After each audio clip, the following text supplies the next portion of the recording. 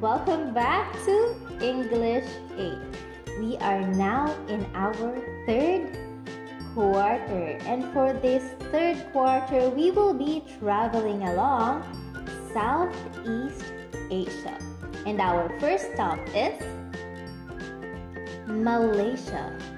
Malaysia, truly Asia.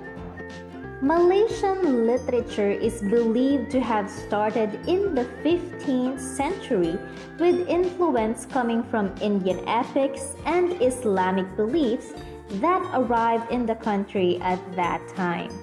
Over the centuries, Malaysia's literary resource written in classical Malay grew to include various folk tales, myths, proverbs, poems, and other prose genres such as genealogical accounts, or what they call sehara, and romances, which they call hikayat. When we say genealogical accounts, this is an account of an ancestral history of the family.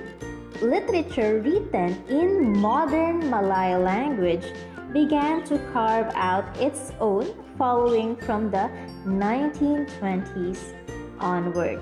Malaysian literature in English began to grow and flourish when Malaysian writers learned the language as part of their formal education, producing writings that incorporated Malayan elements and persisting even long after the official national language was changed from English to Bahasa Malaysia. Now let's talk about this author, Patrick Nangkaun. Born in Kuala Lumpur, Patrick Nangkaun pursued his love of art when he was 23.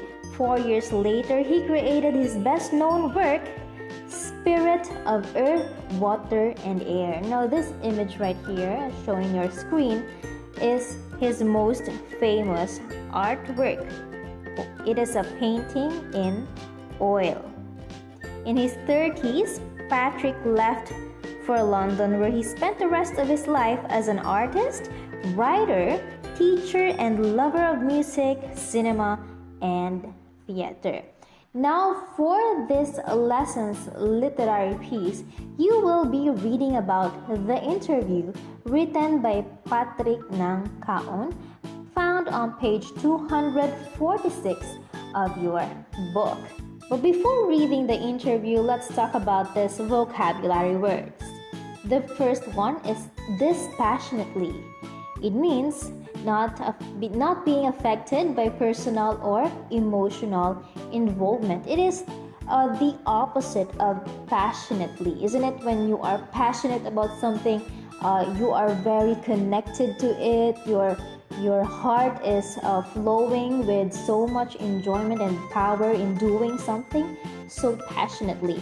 But with this passionately, of course, it is the opposite. There's nothing to it for you. You're not interested with it. You are not emotionally involved. The next one is recluse. A person who lives a solitary life and tends to avoid other people. One example, people like these are monks. We have the monks, right? Okay, the next one, pseudo-existentialist. A state of non-existence. Now, while reading the literary piece, the interview, the character will mention that his life, is a pseudo-existentialist. It's like he's existing, but actually not. It's like nobody notices him. So it's as if he's not existing. The next one is somersault. Somersault is an acrobatic movement in which a person turns head over heels in the air or on the ground and lands or finishes on their feet. Now that's a somersault.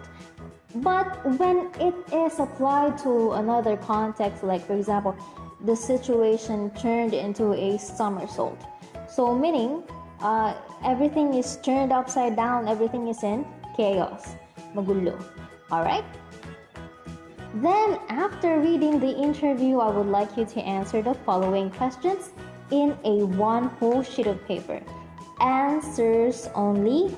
Use ball pen. Please, as always, I keep on giving those notes on your paper. Use ball pen, use intermediate pad, and it's in a one whole sheet of paper. Okay? What building does the protagonist compare himself to at the start of the story? So just answer. Number 2, for what job is the protagonist applying? Number 3, after the protagonist returns home, why does his father refuse to give him an allowance? And number 4, what message about life does the story present? Now, this has been Teacher Dove. Bye!